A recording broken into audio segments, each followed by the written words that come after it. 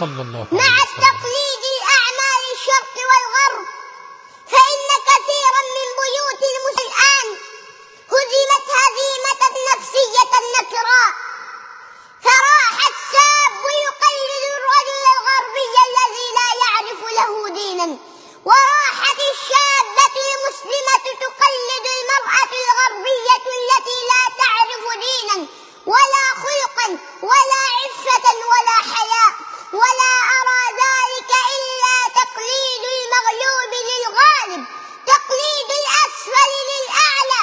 كيف ذلك وقد قال الله سبحانه وتعالى: ولا تهنوا ولا تحزنوا وأنتم الأعلون إن كنتم مؤمنين.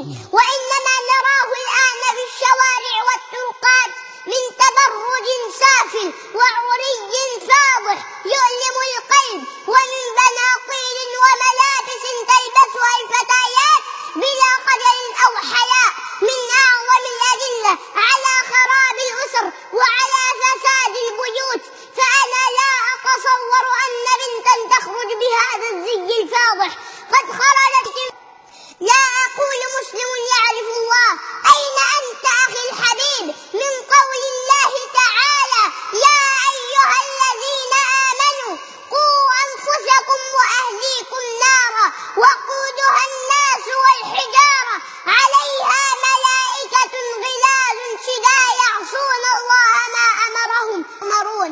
أين أنت أختاه من قول رسول الله: ستكون في آخر أمتي نساء كاسيات عاريات مائلات مميلات رؤوسهن كأسنمة البخت العنوهن فإنهن ملعونات.